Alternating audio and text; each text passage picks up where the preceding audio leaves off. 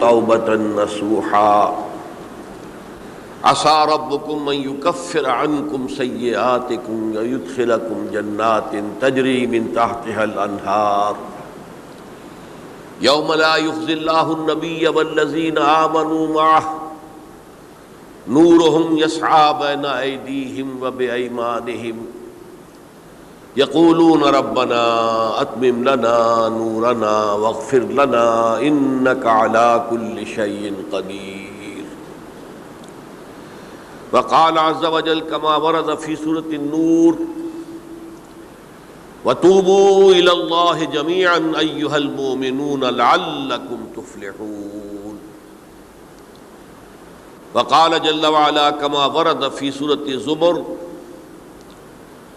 قل يا عبادي الذين أسرفوا على أنفسهم لا تقنطوا من رحمة الله إن الله يغفر الذنوب جميعا صدق الله العظيم. رب اشرح لي صدري ويسر لي أمري واحلل عقدة من لساني يفقهوا قولي.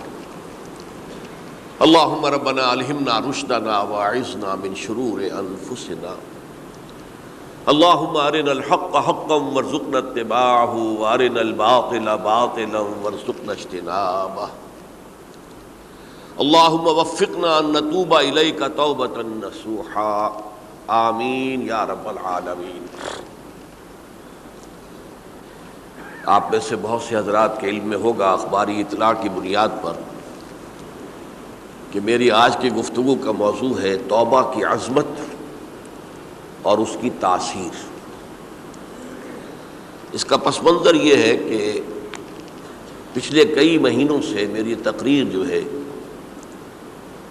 وہ جو اس وقت عالمگیر حالات ہیں اور جو امت کو خطرات درپیش ہیں اور اس کے ضمن میں جو پیشین گوئیاں احادیث نبویہ میں موجود ہیں، جو میں کم سے کم یوں سمجھیے کہ 25 برس سے بیان کرتا آ رہا ہوں، لیکن اب وہ چشم سر کے سامنے آ رہی ہیں. پہلے وہ صرف یہ کہ انسان کو علمی اعتبار سے معلوم تھی، اب وہ صورتحال آنکھوں کے سامنے ہے. تو اس پر چونکہ گفتگو ہوتی رہی، لیکن ہر مرتبہ گفتگو کا اختتام اس پر ہوا کہ اس کا علاج کیا ہے، بچنے کا راستہ کون سا ہے. تو عام طور پر ایک لفظ پر توبہ، البتہ اس میں انفرادی توبہ، اجتماعی توبہ. انفرادی توبہ سے انسان اپنے گناہوں کی سزا سے بچ جاتا ہے. آخرت میں اللہ تعالیٰ اسے اپنے عفو و درگزر کا، اپنی رحمت کا، اپنے فضل کا مستحق قرار دے دیتا ہے. لیکن دنیا میں قوم کی حالت نہیں بدلتی جب تک اجتماعی توبہ نہ ہو.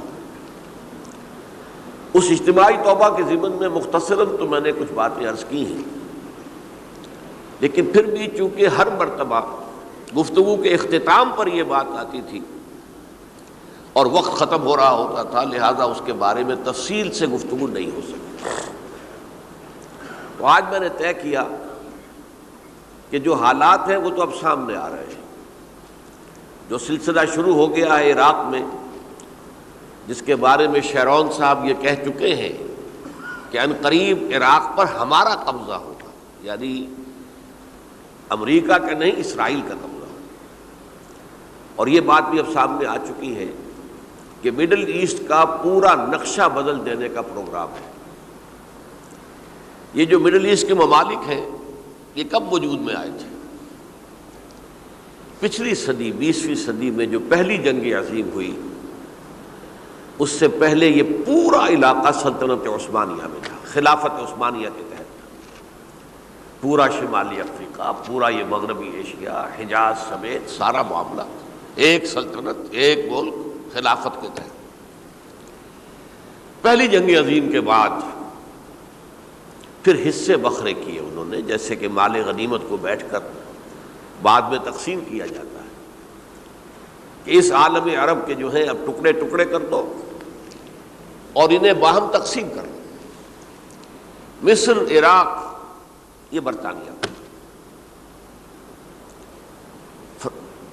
شام، الجزائر یہ فرانس کا، لیبیا اطالویوں کا، آگے ہسپانویوں کا۔ یہ سارے ٹکڑے جو ہوئے تھے اور ملک بنے تھے، یہ تو اس وقت کی بندربانٹ تھی۔ اسی طرح اب کہا جا رہا ہے کہ اس جنگ کے بعد حقیقت میں مڈل ایسٹ کا نقشہ تبدیل کر دیا جائے گا۔ یہ صرف چینج آف ریجیم نہیں ہے، چینج آف ریجن ہے، علاقے کا۔ اور اس کو ہم اپنی اصطلاح میں جب کہیں گے تو گویا کہ ایک عظیم تر اسرائیل کے قیام کا منصوبہ ہے جس پر عمل کا آغاز ہو گیا، ورنہ اس جنگ کی کوئی وجہ سمجھ میں نہیں آتی۔ کوئی جرم ثابت نہیں ہوا صدام کا۔ پہلی خلیج کی جنگ میں تو اس کا جرم ثابت تھا، اس نے کویت پر حملہ کیا تھا۔ اس وقت تو کوئی جرم سرے سے ہے ہی نہیں۔ ان کے اپنے معائنہ انسپیکٹر جا کر بتاتے رہے کہ کچھ نہیں دیکھا ہم نے، وہاں کچھ نہیں پایا۔ اس حوالے سے سوچئے کہ کیا جواز، کوئی جواز پوری دنیا میں یہ بات تسلیم کی جاتی ہے کہ بلا جواز حملہ ہے، اور کس قدر شدت سے ہے، کتنی طاقت سے ہے، کتنی قوت سے ہے، کتنی فوجیں آئی ہیں، کتنے جو ہے خلیج کے اندر جہاز کھڑے ہوئے ہیں جن پر سے کہ ہوائی جہاز اڑتے ہیں، کتنے چھوٹے چھوٹے جہاز کھڑے ہوئے ہیں، کہاں کہاں سے حملے ہو رہے ہیں۔ تو اصل میں وہ کتاب الملاحم کے اندر حضور نے جن خبروں کی پیشن گوئی کی تھی وہ اب ہمارے سامنے ہے۔ اسی طرح پاکستان کا معاملہ ہوتے ہوتے رفتہ رفتہ ہمارے گرد گھیرا تنگ ہو رہا ہے۔ ہم پر ایک الزام تو وہ کہتے ہیں کہ آپ چاہے لاکھ دفعہ قسم کھا لیں ہم نہیں مانیں گے، شمالی کوریا کو ایٹمی صلاحیت جو ہے وہ آپ نے فراہم کی، ہمارے پاس ثبوت ہے۔ اس کے بدلے میں ان سے میزائل ٹیکنالوجی آپ نے لی ہے، ہمارے پاس ثبوت ہے۔ اور آپ کشمیر میں کراس بارڈر انفلٹریشن اور ٹیررزم کو روک نہیں سکے، آپ نے نہیں روکا ہے۔ اور یہ جو ہے فنڈامنٹلسٹ جو ہیں آپ کے ملک میں سر اٹھا رہے ہیں، 2 صوبوں میں ان کی حکومتیں بن گئی ہیں، اس سے تو اندیشہ ہے کہ کہیں ایٹمی صلاحیت جو ہے آپ کی وہ ان کے ہاتھ میں نہ چلی جائے، پھر تو وہ القاعدہ اور ٹیررسٹ کے حوالے پہنچ جائے گی۔ لہٰذا حالات جو ہیں بہت دگرگوں ہیں، اور یہی وجہ ہے کہ اس کا عکس ہمیں نظر آتا ہے بھارت کا جو طرز عمل ہے اس وقت، جس طرح تھریٹننگ انداز اس کا اس وقت ہے، اتنا اس سے پہلے کبھی نہیں تھا۔ وہ کہتے ہیں کہ جو اصول امریکہ نے اختیار کیا ہے کہ جس ملک سے مستقبل میں کوئی اندیشہ ہے اس پر پہلے سے حملہ کرنے کا حق حاصل ہے ہمیں، یہ نہیں کہ اس کا کوئی جرم ثابت ہو، ہمیں اندیشہ ہے لہذا ہمیں حملہ کرنے کا حق حاصل ہے، تو اسی طرح پھر ہمیں بھی پاکستان کے اوپر حملہ کرنے کا حق حاصل ہے۔ بہرحال میں ان میں اب زیادہ وقت صرف نہیں کرنا چاہتا، یہ چیزیں تو اب رائٹنگ آن دی وال کی حیثیت سے ہماری نگاہوں کے سامنے ہیں۔ آج میں چاہتا ہوں کہ اس توبہ کے موضوع پر کچھ عرض کروں، اور اس میں بھی ایک خاص بات جس کی طرف کہ میرا ذہن حال ہی میں منتقل ہوا ہے، وہ آج اس میں یوں سمجھیے کہ اضافی طور پر آپ کے سامنے رکھوں گا۔ دیکھیے، توبہ کے بارے میں قرآن مجید میں بے شمار آیات ہیں، اور توبہ جو ہے ہماری دینی تعلیمات کا ایک اہم ستون ہے۔ میں نے ابھی صرف 3 مقامات سے آیات آپ کو سنائی ہے۔ یا ایھا الذین آمنوا توبوا الی اللہ توبۃ نصوحا، اہل ایمان اللہ کی جناب میں توبہ کرو خلوص کے ساتھ، اخلاص کے ساتھ، توبۃ النصوح، زبانی کلامی نہیں، توبہ کی تسبیح نہیں، بالفعل توبہ۔ عسیٰ ربکم ان یکفر عنکم سیئاتکم، امید ہے تمہارا رب تمہاری برائیوں کو تم سے دور کر دے گا۔ یہ توبہ کی تاثیر ہے۔ اگر آپ کے اخلاق اور کردار میں کوئی غلط شے شامل تھی، اللہ تعالیٰ آپ کے کردار کے دامن کو دھو دے گا، اور آپ کے اعمال نامے میں اگر دھبے لگے ہوئے تھے تو اللہ تعالیٰ ان دھبوں کو بھی دھو ڈالے گا۔ عسیٰ ربکم ان یکفر عنکم سیئاتکم ویدخلکم جنات تجری من تحتہا الانہار، اور تمہیں داخل کرے گا ان باغات میں جن کے دامن میں ندیاں بہتی ہوں گی۔ یوم لا یخزی اللہ النبی والذین آمنوا معہ، وہ دن جس دن اللہ تعالیٰ اپنے نبی کو رسوا نہیں کرے گا، معاذ اللہ ثم معاذ اللہ۔ اور نبی کے ساتھ ہی ان کو بھی کہ جو ان کے ساتھ ایمان لائے. نورہم یسعی بین ایدیہم و بایمانہم، ان کا نور ان کے سامنے طرف اور داہنی طرف دوڑتا ہوا ہوگا. نور ایمان قلب سے پھوٹ رہا ہوگا اور وہ سامنے روشنی ڈالے گا، اور نور اعمال صالحہ داہنے ہاتھ کی طرف سے چونکہ عمل کرتے ہیں نیک ہم، تو وہاں سے نور ظاہر ہوگا جو دنیا میں اعمال کی شکل میں کمایا گیا تھا. اور اس وقت یہ اہل ایمان کہتے ہوں گے یقولون ربنا اتمم لنا نورنا واغفر لنا، اے اللہ ہمارے نور کو کامل فرما دے. اس کا پس منظر یہ ہے کہ ظاہر بات ہے کہ ایمان کے درجات بھی بے شمار ہیں. کہاں ابو بکر صدیق کا ایمان، کہاں ایک عام صحابی کا ایمان، کہاں ہم جیسے غیر صحابہ عام مسلمانوں کا ایمان، کہ نسبت خاک رابع عالم پاک، اسی نسبت سے اس نور کی انٹینسٹی ہوگی.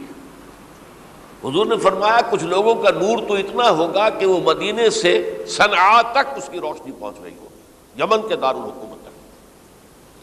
اور کچھ لوگوں کا نور اتنا ہوگا کہ صرف ان کے قدموں کے آگے روشنی ہو جائے گی، جیسے ٹارچ ہوتی ہے آپ کے ہاتھ میں. تو ظاہر بات ہے کہ اگر آپ کو رات کے وقت جنگل سے گزرنا ہو اور پگڈنڈی ہو کوئی اور اندھیری شب ہو، تو آپ کے لیے وہ ٹارچ بھی کس قدر بڑی غنیمت ہے کہ آدمی دیکھ لیتا ہے کہ سامنے سانپ ہے، کیا ہے، گڑھا ہے، کھائی ہے، کیا ہے.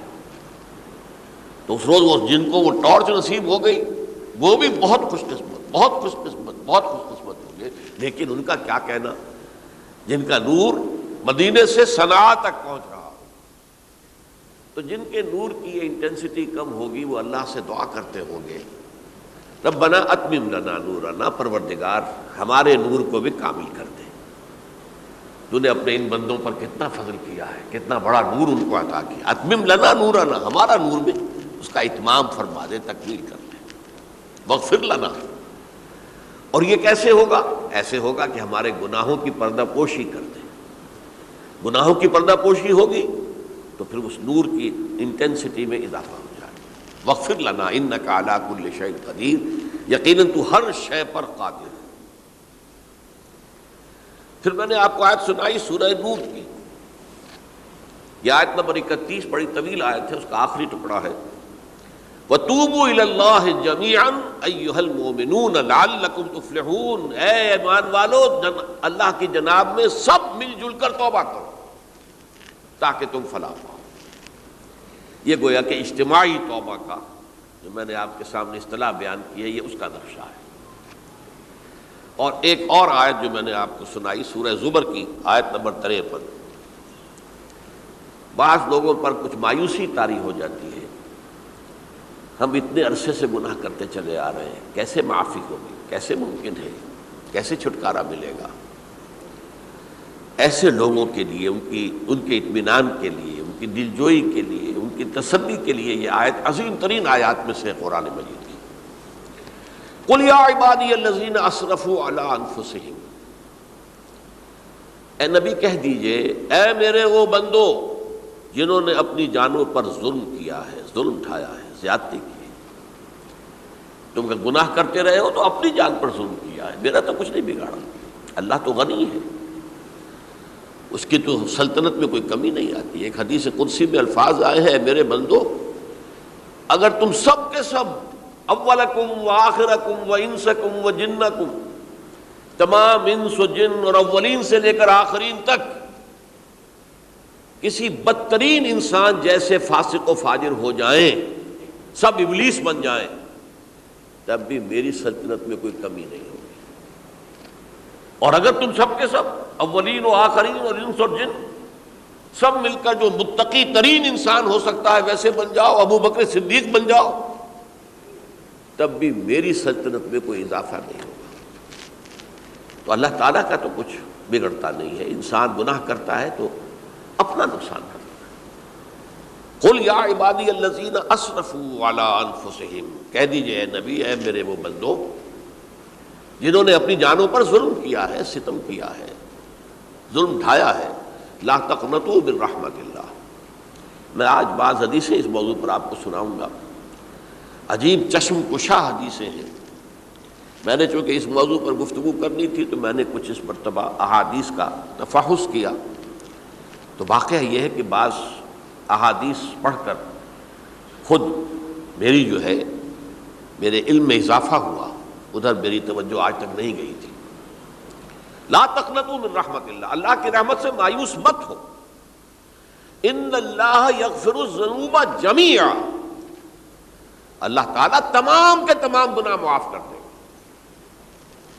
اللہ تعالیٰ کی قدرت ہے، اللہ کا اختیار ہے، اللہ کا فیصلہ ہے، لہذا مایوس نہ ہو، اصلاح کرو۔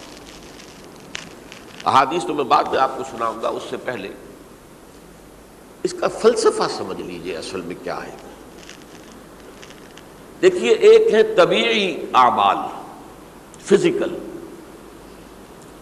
ان کا ہم دنیا میں اصول یہ دیکھتے ہیں کہ اس کے نتائج لازمی ہوتے ہیں اور ان سے چھٹکارا نہیں مل سکتا۔ آپ نے سنکھیا کھایا ہے تو مریں گے، چائے کھانے کے بعد آپ نے خودکشی کا ارادہ کیا، سنکھیا کھا لیا، اب چاہے آپ پر ندامت ہو، پشیمانی ہو، پریشانی ہو، توبہ کرے، آپ کو بچنے کا کوئی سوال نہیں، مرنا ہی مرنا۔ اتنا یہ کہ اللہ تعالیٰ جو ہے اپنی معجزانہ کسی قدرت سے اس عمل کا جو طبعی نتیجہ ہے اس کو نکلنے سے روک دے۔ آگ کی فطرت ہے کہ وہ جلاتی ہے، اللہ کے حکم کے تحت حضرت ابراہیم کو اس نے نہیں جلایا، یا نار کونی بردن وسلام علی ابراہیم۔ لیکن یہ ہمیشہ نہیں ہوتا، یہ تو ایک دفعہ ہو گیا بس۔ اللہ جب چاہے اب بھی کر سکتا ہے، لیکن یہ روز روز نہیں ہوتا۔ روز روز جو بھی فزیکل لاز ہیں وہ چل رہے ہیں، اگر وہ نہ چلے تو کوئی سائنس پاسبل ہی نہ ہو، کوئی ٹیکنالوجی ممکن ہی نہ ہو۔ یہ تو ان فزیکل کیمیکل لاز جو ہیں ان کا دوام ہے کہ جس کی وجہ سے یہ ساری سائنس اور ٹیکنالوجی اب کہاں سے کہاں پہنچ رہی ہے کہ عروج آدم خاکی سے انجم سہمے جاتے ہیں کہ یہ ٹوٹا ہوا تارا کہیں مہی کا عامل نہ بن جائے۔ تو یہ توبہ جو ہے فزیکل اعمال میں مفید نہیں ہے، چاہے آپ پر یہ احساس میں کیا کر بیٹھا، کیا میں نے کیا، کیوں میں نے کھا لیا یہ سنکھیا، تو اب اثر کرے گا۔ جو اخلاقی اعمال ہیں ان کا قانون یہ نہیں ہے۔ اخلاقی اعمال کے نتائج ختم ہو جاتے ہیں توبہ کے ساتھ۔ یہ ایک بہت بڑا قانون ہے، بہت بڑا قانون۔ ایسا نہیں ہے کہ کسی گناہ سے انسان کی فطرت میں کوئی ایسی مستقل کجی واقع ہو جائے کہ جس کی اصلاح کی کوئی صورت ہی نہ ہو، یہ نہیں ہے۔ بڑے سے بڑے گناہ، بڑے سے بڑے گناہ توبہ کرو، خلوص دل سے کرو، جو اس کے اصول ہیں، جو اس کے قواعد ہیں، جو اس کے ضوابط ہیں، جو اس کی شرائط ہیں، ان کو پورا کرو۔ تو بڑے سے بڑے اعمال، برے سے برے اعمال، میں حدیثیں آج آپ کو سناؤں گا، حیران کو، کیونکہ عام طور پر یہی ہوتا ہے کہ مواعظ میں چونکہ لوگوں کو اصلاح کی ترغیب دلانی ہوتی ہے تو وہ جو انذار کا پہلو ہے اسے زیادہ نمایاں کیا جاتا ہے۔ اللہ کی طرف سے شدید ذو انتقام، اللہ انتقام لینے والا ہے، اللہ سزا دینے والا ہے۔ لیکن یہ دوسرا پہلو جو ہے وہ بھی اپنی جگہ پر بہت اہمیت کا حامل ہے کہ طبیعی اعمال کے نتائج اور عواقب اور اخلاقی اعمال کے نتائج و عواقب یہ ایک جیسے نہیں ہیں۔ اب اس معاملے میں تاریخ مذاہب عالم میں جو بہت بڑی غلطی ہوئی، بہت بڑی غلطی ہوئی، بہت بڑی غلطی ہوئی، تورات میں حضرت آدم اور حوا علیہ السلام سے جو غلطی اور خطا ہو گئی تھی، آپ اندازہ کیجئے کیا مقام اللہ نے عطا کیا تھا، سارے فرشتوں کو ان کے سامنے سجدہ کروا دیا تھا، اور ایک ہی حکم تو دیا تھا نا کہ اس درخت کے قریب نہ جانا، اور تو ابھی کوئی شریعت نہیں تھی، کوئی لمبے چوڑے احکام نہیں تھے، کھاؤ جہاں سے چاہو، اس ایک درخت کے پیچھے پاس نہ جانا، وَلَا تَقْرَبَا هَٰذِهِ الشَّجَرَةَ فَتَكُونَا مِنَ الظَّالِمِينَ۔ اور وہی کام کر بیٹھے حضرت آدم اور حضرت حوا علیہ السلام۔ کتنا بڑا گناہ، کتنا بڑا گناہ، کتنا بڑا گناہ۔ لیکن قرآن نے وضاحت کر دی کہ آدم نے توبہ کی، اللہ نے معاف کر دیا۔ اللہ تعالیٰ سے کلمات سیکھے، ندامت دل میں پیدا ہو گئی حضرت آدم کو، لیکن الفاظ نہیں تھے کن الفاظ میں اللہ سے معافی مانگوں، مجھ سے خطا ہو گئی، بہت بڑی غلطی ہو گئی۔ وہ الفاظ بھی اللہ نے سکھائے، فتلقى آدم من ربہ کلمات، یہ ہے جس میں کہ وہ علامہ اقبال کا ایک شعر ہے ان کے نوجوانی کے دور کا، جس پر میں بھول رہا ہوں کہ داغ دہلوی تھے یا کوئی اور تھے کہ جنہوں نے علامہ سے کہا تھا میاں اس عمر میں اور یہ شعر، اس بڑی محفل میں بات آئی تھی کہ موتی سمجھ کے شان کریمی نے چن لیے قطرے جو تھے میرے عرق انفعال کے۔ انفعال کہتے ہیں عربی میں پشیمانی، شرمندگی، اور عام طور پر جب کسی انسان پر پشیمانی اور شرمندگی طاری ہوتی ہے تو پیشانی جو ہے اس پر کچھ پسینہ سا آتا ہے۔ تو قطرے جو تھے میرے عرق انفعال کے موتی سمجھ کے شان کریمی نے چن لیے، اللہ کی نگاہ میں ان کی اتنی قیمت، ان کی اتنی وقت میرے بندے نے پشیمانی اختیار کی ہے اپنے اس غلط کام کے اوپر، اسے رنج اور افسوس ہو رہا ہے، تو اللہ کی نگاہ میں اس کی یہ عظمت ہے، یہ قدرت ہے۔ تو اللہ تعالیٰ نے جب حضرت آدم کے دل میں وہ پشیمانی پیدا ہو گئی تو الفاظ نہیں تھے، کن الفاظ میں؟ ہم کہتے ہیں نا کہ مجھے سمجھ نہیں آ رہا کہ میں کس منہ سے آپ سے بات کروں، میری یہ حیثیت نہیں ہے میں کن الفاظ میں اپنی جو ہے خطا کا اعتراف کروں۔ تو اللہ نے وہ کلمات خود سکھا دیے، فتلقى آدم من ربہ کلمات فتاب علیہ انہ هو التواب الرحیم۔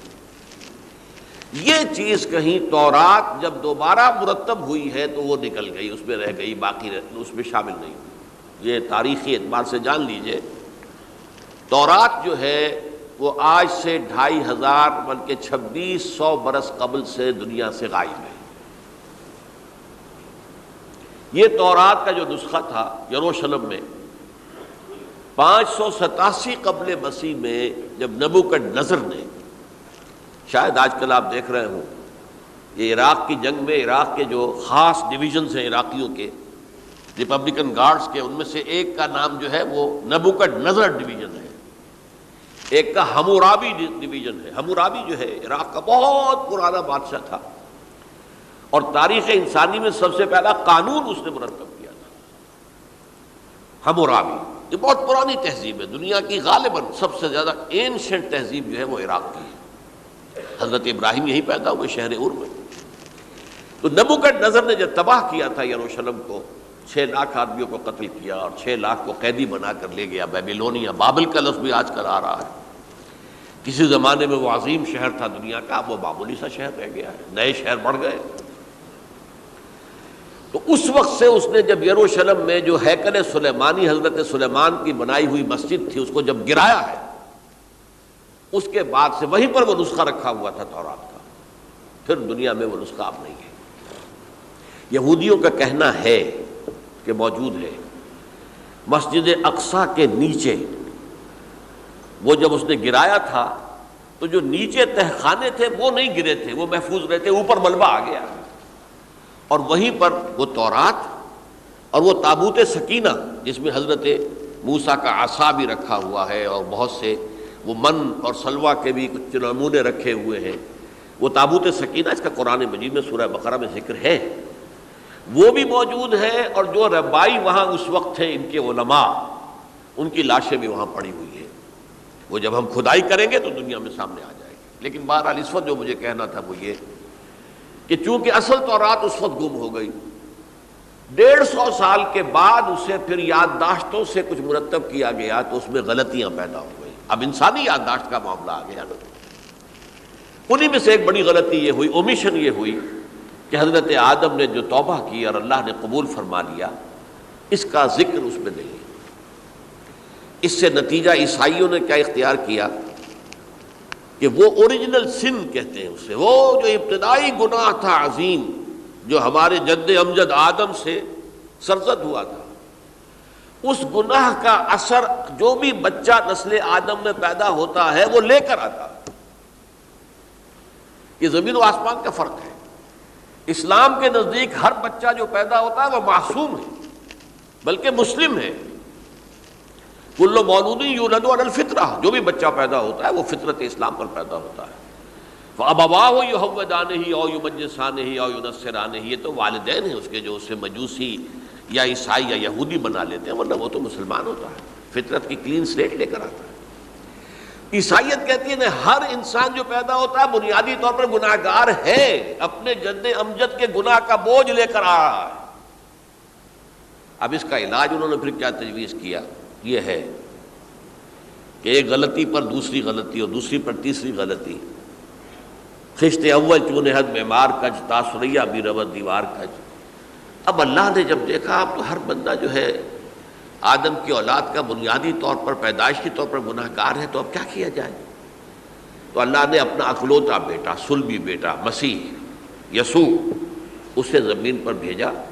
یہ الفاظ میرے ہیں کہ اسے قربانی کا بکرا بنا کر اور ان سب کی طرف سے قبول کر لیا، گناہ گاروں کی طرف سے، کہ ان کے گناہ کا کفارہ ہو جائے گا جو عیسیٰ کو مان لے۔ یہ عقیدہ ہے عیسائیت کا۔ جڑ کیا ہے کہ گناہ ہو گیا تو گناہ کا اثر تو رہے گا۔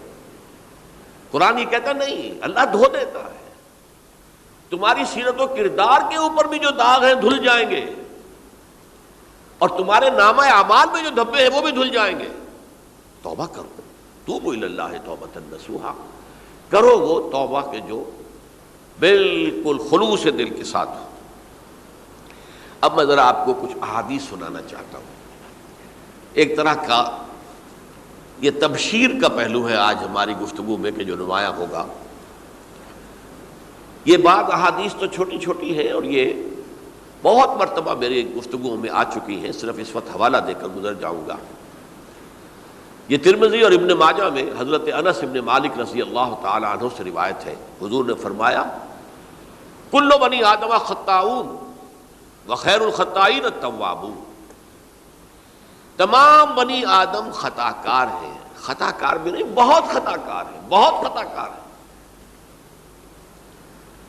لیکن ان خطا کاروں میں بہتر لوگ وہ ہیں کہ جو خوب توبہ کرتے ہیں، غلطی ہو گئی توبہ کر لیں۔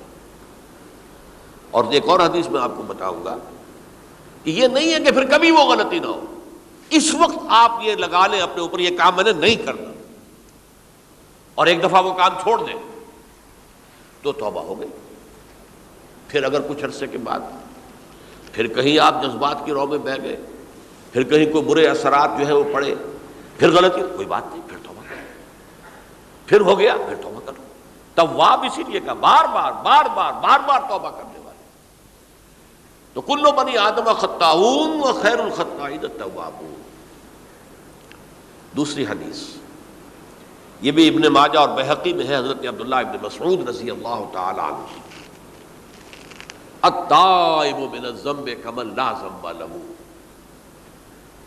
گناہ سے توبہ کرنے والا ایسے ہے جیسے اس نے کبھی گناہ کیا ہی نہیں۔ دھل جاتی ہے، تختی دھل گئی، بچے نے تختی لکھی تھی اس کو دھو دیا، ختم ہو گئی۔ ایک حدیث تو پڑھ کر میں بھی چونکا، یہ اصل میں اسلوب ہے بیان کا، بتانے کے لیے کہ تمہارے دلوں کے اندر مایوسی کا غلبہ نہ ہو جائے۔ مایوس اصل میں جو ہے مایوسی یہ ابلیسیت ہے، نوٹ کر لیجئے اس کو۔ مایوسی ابلیسیت کی کا عکس ہے۔ مبلس کہتے کسے جو مایوس ہو گیا؟ ابلیس سب سے بڑھ کر مایوس جو ہے وہ ابلیس ہے۔ اسے معلوم ہے میرا چھٹکارا تو نہیں ہے، لہذا میں جتنوں کو اپنے ساتھ لے کر جہنم میں جھونک دوں یہی میری کمائی ہے، میں نے تو بچنا نہیں۔ تو ابلیس کہتی ہے اس کو جو انتہائی مایوس، مبلس، جو رحمت خدا بندی سے مایوس ہو چکا۔ اب اس کو دور کرنے کے لیے حدیث سنیے، اور یہ حدیث مسلم شریف کی ہے، صحیحین کے اندر، حضرت ابو ہریرہ سے۔ حضور فرماتے ہیں والذی نفسی بیدہ، قسم ہے اس ذات کی جس کے ہاتھ میں میری جان ہے، لو لم تذنبوا، اگر تم لوگ گناہ نہ کرتے، لذهب اللہ بکم، تو اللہ تعالیٰ تمہیں لے جاتا کہیں اور، وَلَجَاءَ بِقَوْمٍ يُذْنِبُونَ، اور پھر کسی ایسی مخلوق کو پیدا کرتا ہے جو گناہ کرتے، فَيَسْتَغْفِرُوا اللَّهَ، اور پھر وہ اللہ سے استغفار کرتے اور توبہ کرتے فَيَغْفِرُ لَهُمْ، اور اللہ تعالیٰ انہیں معاف کر دیتا۔ تو میں نے عرض کیا کہ یہ بعض چیزیں ہوتی ہیں کہ جن کا واقع سے کوئی تعلق نہیں ہوتا، لیکن ایک زور بیان کے لیے، ایک بات کو ایمفیسائز کرنے کے لیے، جیسے قرآن مجید میں آتا ہے، اے نبی کہہ دو ان کان للرحمن ولد فانا اول العابدین، اگر اللہ کا کوئی بیٹا ہو تو میں سب سے پہلے میں اس کو پوجوں گا۔ جب میں اللہ کو پوجتا ہوں تو اللہ کا اگر کوئی بیٹا ہوتا تو کیا میں اسے نہ پوچھتا؟ لیکن نہیں ہے۔ اب یہ نہیں ہے، نفی کے لیے زور دیا کہ اگر اللہ کا کوئی بیٹا ہوتا، لو کان للرحمن ولد فانا اول العابدین۔ اسی طرح یہ ہے کہ اگر انسان گناہ نہ کرتے اور گناہ کے بعد توبہ کر کے اللہ تعالیٰ کی شان غفاری کا ظہور نہ ہوتا، یعنی یہ بھی ایک عجیب فلسفے کی بات ہے، اللہ نے یہ کائنات کیوں پیدا کی؟ قرآن مجید میں اس کو براہ راست ایڈریس نہیں کیا گیا اس مسئلے کو، میرے علم کی حد تک۔ ہو سکتا ہے کہیں بہت خفی انداز میں ہو اور ابھی تک میری نگاہ سے بھی جو ہے وہ چھپا رہ گیا، ہو سکتا ہے قرآن مجید کے غامض نکات ایسے ہو سکتے ہیں۔ کوئی شخص، میں تو کہتا ہوں کہ اگر کوئی شخص کہتا ہے، میرے بارے میں ایک عالم دین نے کہہ دیا تھا کہ اسے قرآن پر بڑا عبور حاصل ہے، تو میں نے انہیں پیغام پہنچایا، جن صاحب نے مجھے ان کا یہ جملہ سنایا تھا کہ آپ نے قرآن کی توہین کی ہے، قرآن پر عبور کسی انسان کو نہیں ہو سکتا۔ عبور کا مفہوم کیا ہے؟ دریا کے دو کنارے ہیں، آپ اس کنارے سے اس کنارے چلے گئے تو آپ نے عبور کیا دریا۔ قرآن کے کنارے ہیں ہی نہیں، لا پیدا کنار۔ لہذا یہ کہہ دینا کسی کے بارے میں کہ قرآن مجید، اب انہوں نے تو ایک طرح سے میری تعریف کی تھی، میرے ایک ساتھی سے جملہ کہا تھا، ان کے وہ عزیز تھے، تو گویا کہ وہ جو میری تنظیم میں تھے ان کو خوش کرنے کے لیے کہہ دیا ہو یا جو بھی ہو، ان کے دلی جذبات ہو سکتا ہے کہ میں نے کہا انہیں یہ میرا پیغام پہنچا دیجیے، آپ نے قرآن کی توہین کی ہے۔ قرآن پر عبور کسے ہو سکتا ہے؟ نہ معلوم کتنے مقامات ہیں کہ جہاں امام راضی بھی کھڑے ہوئے ایسے نظر آتے ہیں، دہشت زدہ، اعلم ان ھذا المقام مقام غامض مہیب عمیق، ہوشیار کے رہ بردم تیغست قدم را، ہوشیار ہو جاؤ، یہ بڑا خطرناک مقام ہے، بہت مشکل مقام ہے، اس کے تہ تک پہنچنا کسی کے لیے ممکن نہیں ہے۔ سورہ حدید کی آیت هو الاول والآخر والظاہر والباطن پر یہ الفاظ ہیں جو امام راضی نے لکھے۔ تو اس لیے میں آپ سے عرض کر رہا ہوں کہ یہ کہنے کا انداز ہے، والذی نفسی بیدہ لو لم تذنبوا، اس ہستی کی قسم جس کے ہاتھ میں میری جان ہے، اگر تم گناہ نہ کرتے، تو میں عرض کر رہا تھا تو اللہ کی شان غفاری کیسے ظاہر ہوتی؟ اللہ نے کائنات کیوں پیدا کی؟ کنت کنزا مخفیا فاحببت ان اعرف فخلقت الخلق۔ محدثین کرام اگرچہ اس حدیث کی سند کو پختہ نہیں مانتے، لیکن اکثر مفسرین نے اس کو تسلیم کیا ہے۔ علامہ آلوسی نے تسلیم کیا کہ میں ایک چھپے ہوئے خزانے کے مانند تھا۔ اب خزانہ کہیں پڑا ہے، اس کا کیا حاصل کیا ہے؟ وہ تو کہیں کھلے، کسی کے پاس جائے، کوئی اسے فائدہ اٹھائے تب تو کوئی فائدہ ہوا نا۔ تو کن تو کنزا مخفیا، میرے اندر طاقت تھی، قوت تھی، خلاقی تھی، میری شان ساری میرے اندر ہی اندر تھی نا۔ کن تو کنزا مخفیا فاحببت ان اعرف، تو میں نے یہ چاہا کہ مجھے پہچانا جائے۔ فخلقت الخلق، تو میں نے خلق کی تخلیق کی ہے، اب مجھے پہچانو اس کائنات کے ذریعے سے، یہ میری تخلیق ہے، آؤ دیکھو۔ ایک مصور اپنی تصویروں کی نمائش لگا، دیکھو میرے شاہکار، آؤ دیکھو، یہ میرے فن کے کمال کے نمونے، آؤ دیکھو۔ تو یہ ہے سب، دیکھو زمین آسمان، ان فی خلق السماوات والارض واختلاف اللیل والنہار والفلک التی تجری فی البحر بما ینفع الناس وما انزل اللہ من السماء من ماء فاحیا بہ الارض من بعد موتہا۔ یہ ساری آیات ہیں، غور کرو۔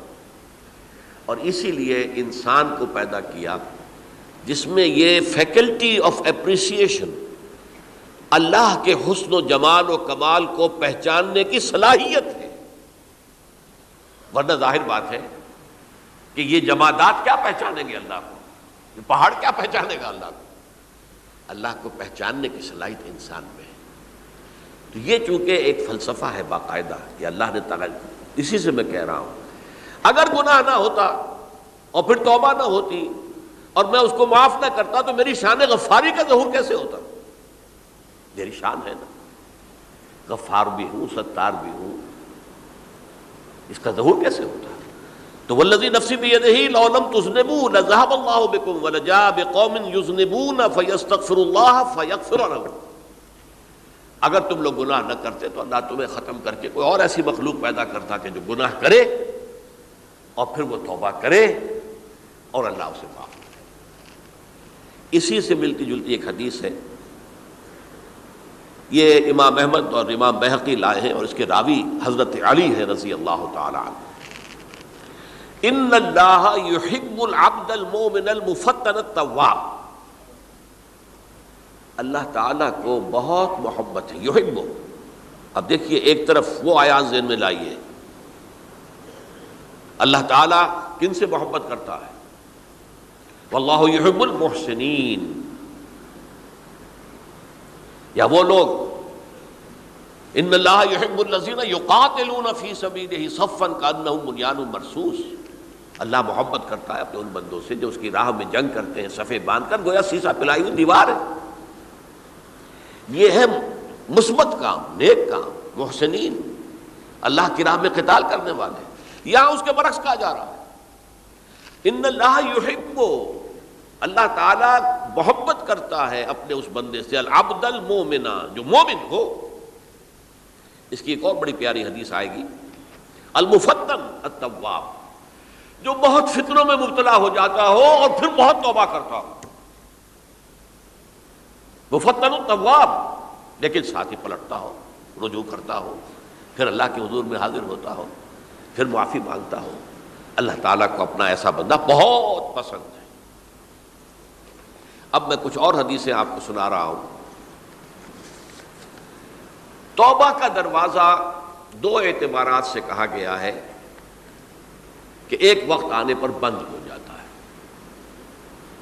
ایک حدیث کے تو الفاظ میں نوٹ کر کے نہیں لایا ہوں کہ اللہ تعالیٰ نے توبہ کا ایک دروازہ اتنا چوڑا کھلا رکھا ہوا ہے کہ جس کو عبور کرنا جو ہے وہ سال ہا سال میں ممکن ہو، اور یہ بند نہیں ہوتا جب تک کہ سورج مغرب سے طلوع نہ ہو جائے۔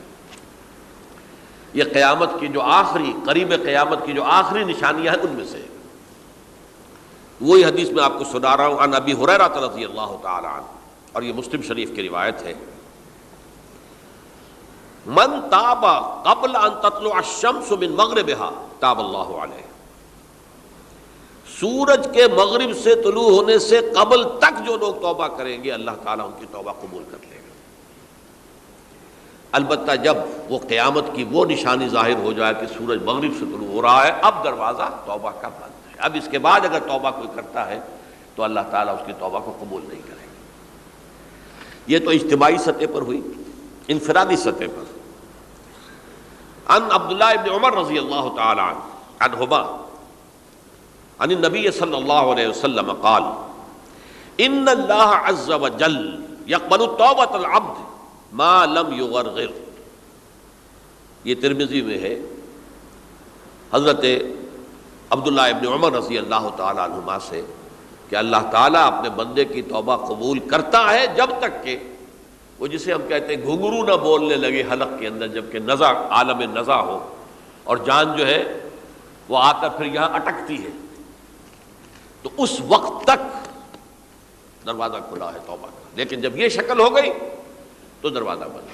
یہ انفرادی سطح پر ہو گیا، جب آپ کے موت کے آثار اتنے واضح ہو گئے کہ اب جا رہے ہیں، اب توبہ کریں گے تو توبہ قبول نہیں ہوگی۔ اجتماعی سطح پر جب قیامت جو ہے اس کی وہ گھڑی آ گئی کہ سورج مغرب سے طلوع ہو گیا، اب توبہ کا دروازہ بند۔ ایک اور حدیث ہے جو میں نے بہت مرتبہ اس کا ترجمہ تو آپ کو بہت دفعہ سنایا ہے، آج میں چاہتا ہوں اس کو پورے متن کے ساتھ آپ کے سامنے رکھوں۔ یہ حضرت انس بن مالک رضی اللہ تعالی عنہ سے مروی روایت ہے، جو حضور کے خادم خاص تھے، اور یہ متفق علیہ بھی ہے، یعنی بخاری میں بھی ہے، مسلم میں بھی ہے، لیکن تھوڑا سا فرق ہے الفاظ کا۔ تو جو مسلم شریف کی روایت ہے اس کے الفاظ کیا ہے؟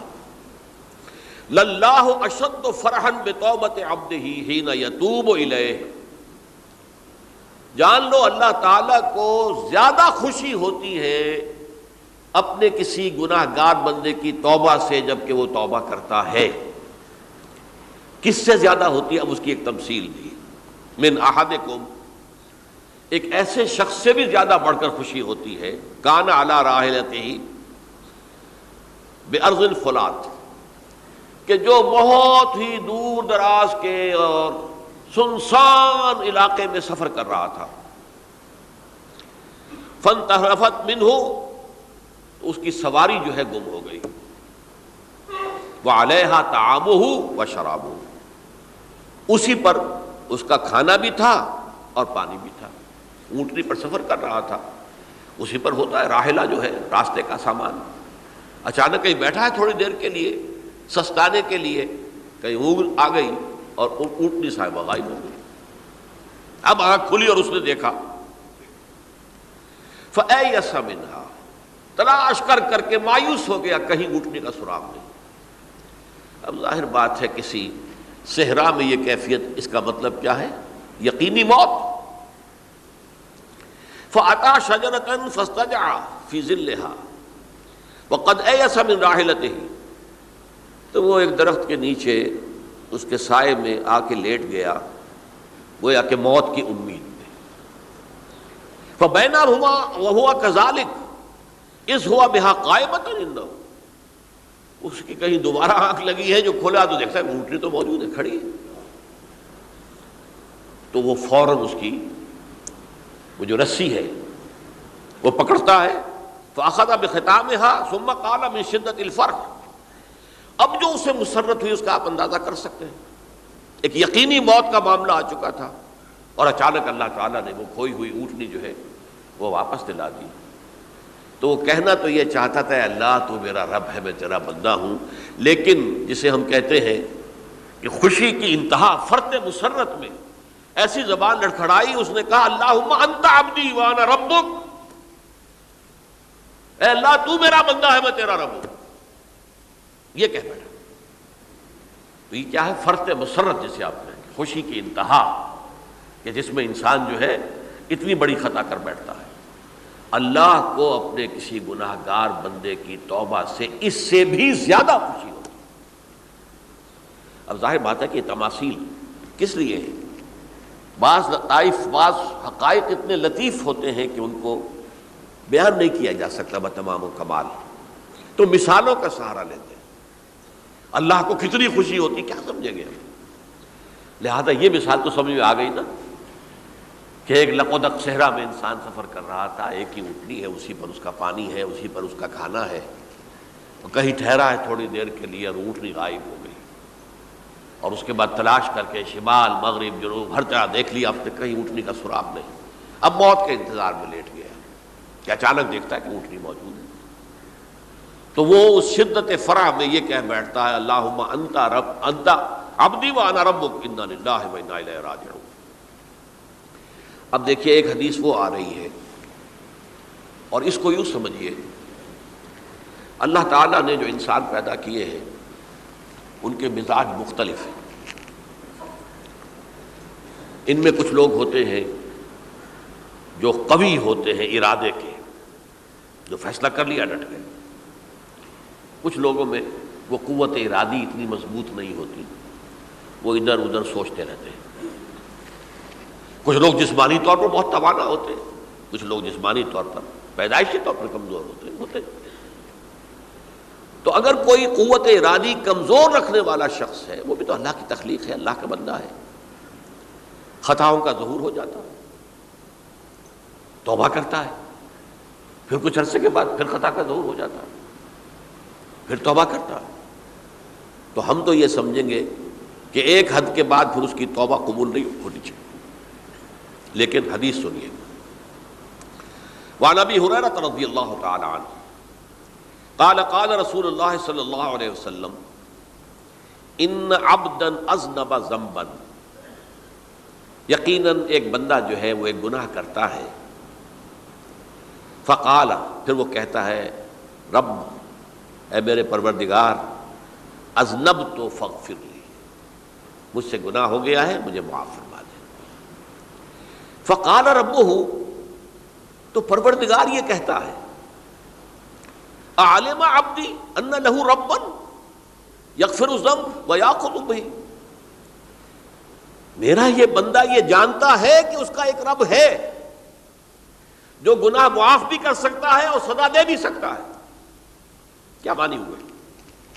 گناہ اس نے کیا ہے لیکن جانتا ہے اللہ کو کہ وہ معاف بھی فرما سکتا ہے، تبھی تو وہ اللہ سے معافی کی درخواست کر رہا ہے۔ اس کے اس جاننے کی بنیاد پر، اس کے اس علم کی بنیاد پر، اس کے اس ایمان کی بنیاد پر فرمایا غفرت لعبدی، میں نے اپنے بندے کو معاف کر دیا۔ ثم مکث ما شاء اللہ، پھر وقت گزرا جتنا کہ اللہ نے چاہا۔ ثم اذنب ذنبا، پھر اس سے گناہ ہو گئے۔ فقال رب اذنبت ذنبا فاغفر، پھر کہتا ہے پروردگار مجھ سے گناہ ہو گیا، پھر مجھے معاف فرما دے۔ فقال ربہ، اللہ فرماتا ہے علم عبدی ان لہ ربا یغفر الذنب ویاخذ بہ، میرا بندہ ہے نا جو جانتا ہے کہ اس کا ایک رب ہے، ایمان باللہ اس کے اندر ہے، تبھی تو پکار رہا ہے، اور یہ بھی جانتا ہے کہ وہ گناہ معاف بھی کر سکتا ہے اور چاہے تو پکڑ بھی سکتا ہے، سزا بھی دے سکتا ہے۔ تو فرمایا، اللہ تعالیٰ فرماتے ہیں میں نے فرمایا کہ میں نے معاف کر دیا۔ ثم مکث ما شاء اللہ، پھر ایک عرصہ گزرا اس کے بعد۔ ثم اذنب ذنبا، پھر اس نے گناہ کیا۔ قال رب اذنبت ذنبا آخر، اس نے کہا پروردگار میں نے تو پھر ایک اور گناہ کر دیا، فاغفر لی، مجھے بخش دے۔ فقال اعلم عبدی ان لہ ربا یغفر الذنب ویاخذ بہ، میرا بندہ جانتا ہے نا کہ اس کا ایک رب ہے جسے وہ پکار رہا ہے، کہ اور وہ جانتا ہے کہ اسے اختیار حاصل ہے کہ چاہے تو بخش دے اور چاہے تو پکڑ لے۔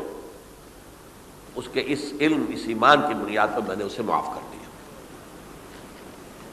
ایک اور حدیث، میں نے چونکہ اس گفتگو کے لیے ان احادیث کا تفحص کیا ہے، یہ تو بہت ہیں حدیثیں، میں نے ان میں سے کچھ چنی ہیں۔ ہمارے بعض واعظ ناصح وہ بھی کسی شخص کو روکتے رہے، برائیوں سے روکتے رہے، نہیں رکتا، تو کہیں غصے میں آ کے اللہ تجھے کبھی معاف نہیں کرے گا۔ یہ کتنا بڑا جرم ہے، اس کا اندازہ کیجئے اس حدیث سے۔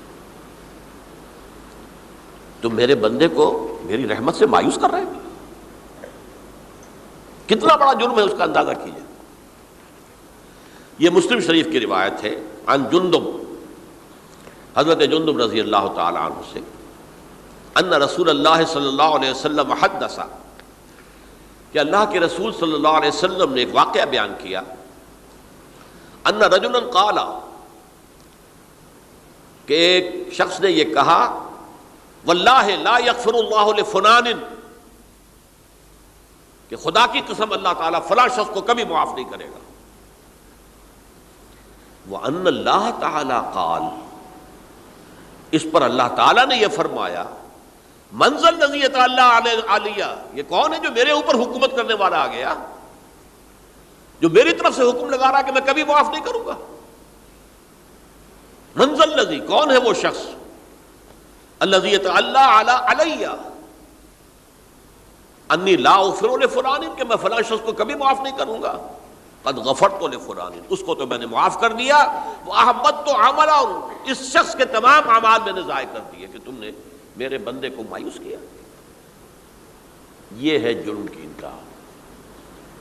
تو توبہ کی دعوت دیتے رہو، توبہ کے لیے لوگوں کو آمادہ کرتے رہو، توبہ جو ہے اس کے لیے ترغیب دیتے رہو، اللہ تعالیٰ معاف فرمانے والا۔ اب آخری حدیث سنا رہا ہوں، یہ تو بہت ہی عجیب حدیث ہے اور متفق علیہ، یہ بخاری اور مسلم دونوں میں۔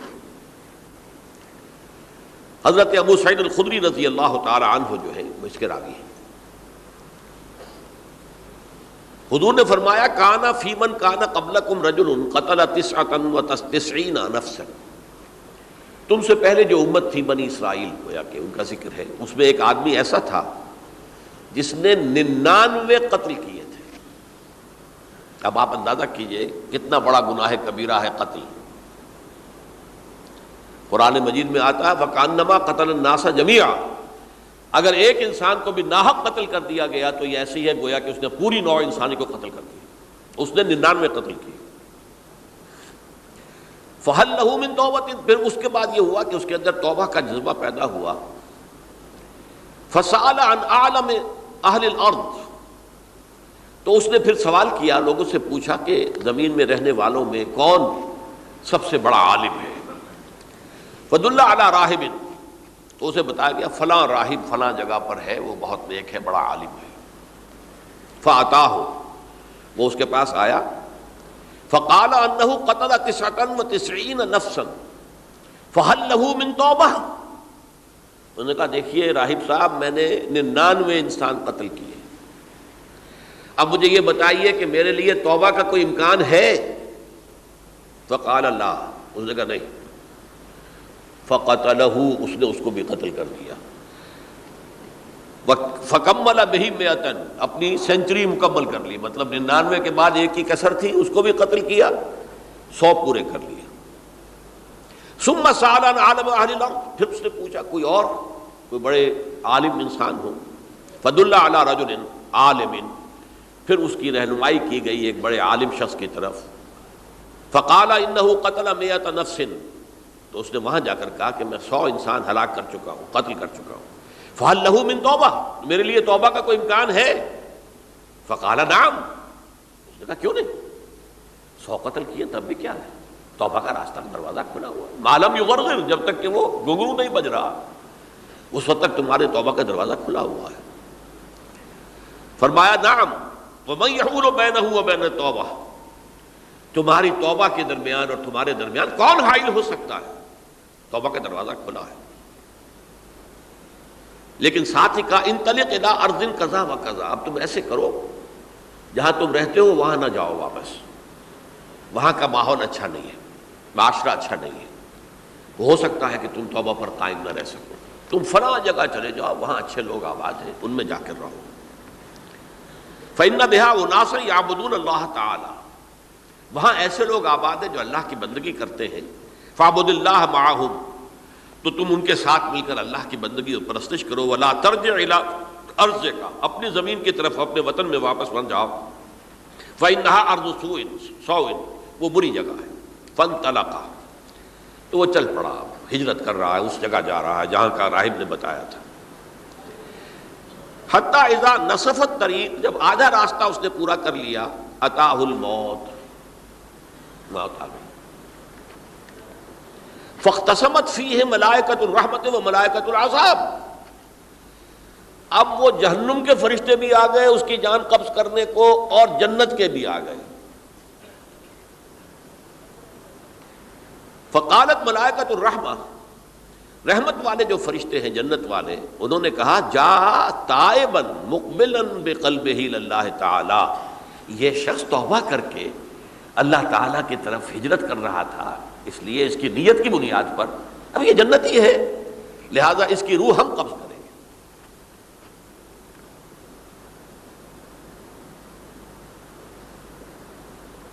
وقالت الملائکۃ العذاب. اور وہ جو عذاب والے فرشتے ہیں وہ کہیں گے انہ لم یعمل خیرا قط. اس نے توبہ کے بعد کوئی نیک عمل تو کیا ہی نہیں، تو کس بنیاد پر اس کو تم جنت میں لے جاؤ گے؟ اس کو تو دوزخ میں جانا چاہیے. فاتاہ ملک فی صورت آدمی. تو ان کے پاس اللہ نے ایک اور فرشتے کو بھیج دیا، آدمی انسانی شکل کے اندر. فجعلوہ بینہم. تو ان فرشتوں نے کہا بھائی ہمارا فیصلہ کرا دو، اس کی روح ہم لینا چاہتے ہیں یا ہم لینا چاہتے ہیں. انہیں حکم بنا لیا. فقال قیسوا ما بین الارضین فإلی ایتہما کان اقرب. کہ تم فاصلہ ناپ لو، جہاں سے وہ چلا ہے اور جہاں جا رہا تھا اور یہاں اس کی موت ہو رہی ہے، تو کون سا فاصلہ زیادہ ہے. جب ناپا گیا، بلکہ ایک حدیث میں آتا ہے کہ اس پر اللہ نے زمین کو جو ہے حکم دے دیا، ایک طرف والی زمین تو سکڑ جا، دوسری والی جو ہے تو پھیل جا، تاکہ وہ جو جدھر جو جا رہا تھا وہ زیادہ قریب ہو جائے بنسبت اس کے کہ جہاں سے وہ چلا تھا. تو اس فیصلے پر پھر جو فرشتے تھے، جو کہ رحمت کے فرشتے تھے، وہ اس بندے کو لے گئے جنت کے اندر۔ یہ ہے توبہ کی عظمت اور اس کی تاثیر۔ اب آئیے اجتماعی توبہ کا طریقہ کار جو میں نے بہرحال بیان کیا ہے۔ پہلے افراد توبہ کریں اور صحیح توبہ کریں۔ صحیح توبہ کیا ہے؟ ہماری زندگیوں میں کوئی حرام شے ہے فوراً نکال باہر کریں۔ ہماری معاشرت میں اور اس معاشرے میں رہتے ہوئے جو قانون ہے جس کے ہم پابند ہیں، ہم کسی زانی کو رجم نہیں کر سکتے، ناممکن ہے، یہ تو قانون ہی بنے گا تب ہوگا نہیں۔ ہم کسی چور کا ہاتھ نہیں کاٹ سکتے، تو قانون بنے گا تو ہوگا۔ تو ہم جن چیزوں پر عمل نہیں کر سکتے قانوناً، ان کے علاوہ باقی پوری شریعت جس پر عمل کیا جا سکتا اس پر عمل پیرا ہو جائے۔ سود میں بند نہیں کر سکتا، بینکوں کو میں آگ نہیں لگا سکتا، اور بینکوں کو آگ لگا دیں گے تب بھی سود تو ختم نہیں ہوگا، لیکن یہ تو کر سکتا ہوں نا کہ براہ راست سود میں ملوث نہ ہوں، سود پر قرضہ لے کر اپنا کاروبار نہ چمکاؤں نہ بڑھاؤں، سود پر قرضہ لے کر اپنے مکان نہ اونچا کروں، یہ تو کر سکتا ہوں۔ تو کم سے کم جو ڈائریکٹ کسی نے قانون نہیں بنایا کہ لازم ہے آپ پر کہ آپ سودی قرضہ لیں اور اپنی بلڈنگ عالی شان بنا لیں، کسی نے نہیں کیا۔ یہ اگر کر رہے ہیں تو آپ مجرم ہیں۔ آپ کے معاشرے میں کوئی قانون نہیں بنا کہ پردہ ختم، برقع حرام، مصر یہ ترکی میں تو کر دیا گیا تھا، برقع حرام، وہاں تو سر کو اوپر جو ہے ڈھانپنا جو ہے، سکارف لینا بھی ممنوع ہے، یہاں تو نہیں ہے۔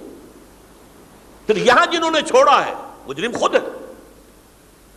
یہاں تو اللہ کا شکر ہے کوئی ایسا مصطفیٰ کمال پیدا آج تک نہیں ہوا ہے کہ جس نے ان چیزوں کا حکم دیا۔ ہاں ترغیب ہے، ذرائع ابلاغ کے ذریعے سے، فحاشی ہے، عریانی ہے، لیکن چوز آپ خود کرتے ہیں، فیصلے کا اختیار آپ کا اپنا ہے۔ تو جن چیزوں کے اندر بھی گناہ سے بچنے کا امکان ہے اس کو عملاً ترک کیا جائے۔ اور نمبر 2، عزم مصمم کر لیا جائے کہ اللہ اب بقیہ زندگی جتنی بھی ہے اس میں اپنی توانائیاں، اپنی قوتیں، اپنی صلاحیتیں صرف کروں گا تیرے دین کی تبلیغ اور تیرے دین کے قائم کرنے کی جد و جہد۔ عزم مصمم۔ یہ لوگ اگر 14 کروڑ میں 14 لاکھ بھی ہو جائیں، بہرحال 2-4 کی توبہ کرنے سے ملک کی قسمت نہیں بدلتی۔ معتدب تعداد کے اندر جو ہے یہ لوگ اگر ایسے ہو جائیں اور پھر یہ کہ وہ مل کر اگر زور لگائیں تو واقعتاً اس ملک کے اندر شریعت اسلامی کا نفاذ ہو سکتا ہے، اللہ کا نظام قائم کیا جا سکتا ہے۔ یہ ملک بنایا اسی لیے گیا تھا۔ تو یہ توبہ کا جو ہے اجتماعی توبہ کا یہ پوری تفصیل تو میں بارہا بیان کر چکا ہوں۔ آج جو میں نے کہا تھا کہ ایک بات کی طرف میرا ذہن حالیہ منتقل ہوا ہے، اس سے پہلے نہیں ہوا۔ یہ توبہ کرنے والے لوگ جب تک 14 لاکھ نہیں ہیں، 1400 ہی ہوں، لیکن یہ اگر دعا کریں گے اللہ تعالیٰ کے خلوص کے ساتھ تو ان کی دعا قبول ہوگی۔ دعا بہت بڑی شے ہے۔ الدعاء مخ العبادہ، ٹھیک ہے، بڑا لمبا راستہ لگتا ہے یہ کہ 14 لاکھ انسان توبہ کرے یا 2 لاکھ یا 3 لاکھ انسان توبہ کرے، صحیح معنی میں توبہ کرے، اور پھر وہ جمع ہو، ایک طاقت بنے، تن من دھن لگانے کے لیے، جانے دینے کے لیے تیار ہو جائیں، تو لگتا ہے یہ کہ کافی لمبا ہے کہ دراز و دور دیدم رہو رسم پارسائی، یہ تو بڑا لمبا راستہ ہے۔ اسی سے لوگ کہتے ہیں کہ پھر کیا حل ہوا؟ یہ تو حل جو ہے تو کوئی عملی حل تو نہیں ہوا۔ اس میں میرا ذہن منتقل ہوا ہے دعا، اجیب دعوت الداعی اذا دعان امن یجیب المضطر اذا دعاہ۔ بھلا وہ کون ہے جو کسی مضطر کسے کہتے ہیں؟ ایک شخص نہایت پریشان حال ہو گیا ہو، نہایت پریشان حال، اور میں اللہ کو پکارے، پروردگار تو میری دستگیری فرما۔ اللہ کسی اور طرف مجھے کوئی توقع نہیں رہی، کوئی نہیں رہا جس سے مجھے کوئی امید ہو۔ یہ مضطر اضطرار کی حالت میں آ کر جب بالکل بے چین ہو کر اللہ کو پکارتا ہے تو اللہ اس کی دعا قبول کرتا ہے۔ اور دعا کی حد یہاں تک بھی آتے ہیں الفاظ کہ لا یرد البلاء قضاء الا بالدعاء. تقدیر الہی کو بھی اس لیے دو حصوں میں تقسیم کیا گیا. تقدیر مبرم، ایک تو اللہ کا وہ فیصلہ ہے جو ٹل نہیں سکتا کسی صورت میں. ایک تقدیر معلق ہوتی ہے تو صحیح اللہ کا فیصلہ، لیکن اس میں تبدیلی ہو سکتی ہے. یہ جو تقدیر معلق ہوتی ہے اس میں دعا انتہائی مؤثر شے ہے. لا يرد البلاء الا لا يرد القضاء الا بالدعاء. قضا جو ہے وہ نہیں بدل سکتی سوائے دعا کے. اس دعا کی تو کم سے کم ہم منادی کریں، لیکن پہلے شرط وہی ہے، ورنہ وہ دعا نہیں ہے، ورنہ وہ توبہ نہیں ہے. توبہ صحیح ہو، حرام سے اپنے وجود کو، اپنے گھر کو پاک کریں، اس کے بغیر کچھ نہیں. اس کے بغیر تو جیسے کہ کہا گیا سورہ مائدہ میں قل یا اہل الکتاب لستم علی شیء حتی تقیموا التوراۃ والانجیل. اے نبی ان سے کہہ دیجئے اے اہل کتاب تمہاری کوئی حیثیت اللہ کی نگاہوں میں نہیں ہے، تمہاری کوئی دعا اللہ کے ہاں قابل پذیرائی نہیں ہے جب تک کہ تم تورات اور انجیل کو قائم نہیں کرتے. لہذا دعائیں تو نہ بنو. 30 لاکھ آدمی جو ہے حج کے موقع پر کیسی کیسی دعائیں مانگتے ہیں. کہاں جا رہی ہیں دعائیں؟ کہاں ہیں ان کی قبولیت کے آثار؟ توبہ صحیح ہو. اور توبہ کے بارے میں آج میں نے امکانی حد تک آپ کے سامنے آج ترغیب و تشویق کا پہلو رکھا ہے. مایوسی، اس کو کہا بھی جاتا ہے مایوسی کفر ہے. اور میں نے آپ سے کہا آج کہ لا تقنطوا من رحمت اللہ ان اللہ یغفر الذنوب جميعا. 99 قتل کیے ہوں، 100 قتل کیے ہوں، تب بھی توبہ کرو گے تو اللہ توبہ قبول فرمائے گا. اور کس شان کے ساتھ قبول فرمائے گا اس حدیث کے اندر آیا، متفق علیہ حدیث صحیح بخاری اور صحیح مسلم کے اندر ہے. تو اگر ہم اس توبہ کی منادی کریں نمبر 1، اور جو لوگ توبہ کریں صحیح معنی میں، ایک طرف تو وہ جد و جہد شروع کر دیں اللہ کے دین کے قائم کرنے کی جد و جہد، اس میں پیچھے نہ رہیں، لیکن اس اثناء میں جو دعائیں وہ کریں گے اللہ تو نے یہ ملک ہمیں عطا کیا تھا، ہم نے اپنے زور بازو سے اسے نہیں حاصل کیا. یہ سلطنت خدا داد پاکستان ہے، اور اے اللہ اے خاص ہے خاصان رسول وقت دعا ہے، امت پہ تیری آ کیا جب وقت پڑا ہے. میں اپنے احساسات جو ہیں آپ کے سامنے الفاظ میں بیان نہیں کر سکتا. یہ جب یروشلم کی تباہی ہوئی تھی جس کا میں نے ذکر کیا ہے، 6 لاکھ انسان قتل ہوئے تھے، اور 6 لاکھ کو نبوکدنضر جو تھا وہ ہانک کر بھیڑوں بکریوں کی طرح بیبیلونیا لے گیا تھا. اس سے پہلے کتنے ہی نبی اہل کتاب کے وہ کہتے رہے تھے کہ ہوش کرو توبہ کر لو. بلکہ ایک جگہ کے الفاظ یہ ہیں درخت کی جڑ پر کلہاڑا رکھا جا چکا ہے، اب بھی ہوش میں آ جاؤ. ہوش میں نہیں آئے. دنیا پرستی جو بھی ان کے نفس پرستی جو بھی ان کے اوپر مسلط ہو چکی تھی، اس نے انہیں توبہ نہیں کرنے دی. تباہی و بربادی ہو گئی. آج ہماری نگاہوں کے سامنے عراق کے ساتھ کیا ہو رہا ہے، بغیر اس کے کہ کوئی جرم ہو سکا، بغیر اس کے. ہم تو بڑے بڑے جرم کر چکے ہیں ان کی نگاہ میں. نان پرولیفریشن ٹریٹی جو ہے اس کے خلاف ہمارا عمل جا رہا ہے. پوری دنیا کے اندر انہوں نے کہا کہ ہم اس کو ایٹمی صلاحیت کو نہیں پھیلنے دیں گے. وہ ایک خاص وقت میں افغانستان میں انہیں ہماری ضرورت تھی، اپنے اصل دشمن USSR اپنے مقابل کی طاقت کو ختم کرنے کے لیے. اس وقت انہوں نے اپنا منہ جو ہے پھیر لیا تھا، نہیں دیکھا تھا، اور ہمارے ہاں اللہ کی یہ رحمت آ گئی کہ ایٹمک صلاحیت بھی حاصل ہو گئی. اور پوری دنیا میں شاہ عبداللہ نے کہا تھا، پرنس عبداللہ نے، کہ یہ آپ کا نہیں ہے. یہ جو نواز شریف صاحب سے جب اس کا ہم نے دھماکہ کیا ہے، یہ بم آپ کا نہیں ہے، یہ پوری امت مسلمہ کا بم ہے. کیسے یہ برداشت کر سکتے ہیں یہودی اور یہودیوں کے اعلی کار عیسائی، خاص طور پر پروٹیسٹنٹس، ویسپ، وائٹ اینگلو سیکسن پروٹیسٹنٹس؟ ناممکن. تو سمجھ لیجئے کہ پاکستان کی جڑوں پر بھی تیشہ رکھا جا چکا. یہ میرے احساسات کی اس سے کم میں تعبیر ہو نہیں سکتی، لیکن اب بھی امکان ہے، اب بھی امکان ہے، اب بھی امکان ہے. توبہ کرو، توبہ کراؤ، مل جل کر طاقت بنو، کوشش کرو کہ یہاں اسلام کا نظام آ جائے. اور اس اسنا میں بھی دعا کرو اللہ تعالیٰ سے کہ اللہ ہمیں مہلت عطا فرما دے، ہمیں کچھ اور مہلت عطا فرما دے، اے اللہ ہمیں کچھ اور مہلت عطا فرما دے۔ بارک اللہ لی ولکم فی القرآن العظیم ونفعنی وإیاکم بالآیات والذکر الحکیم۔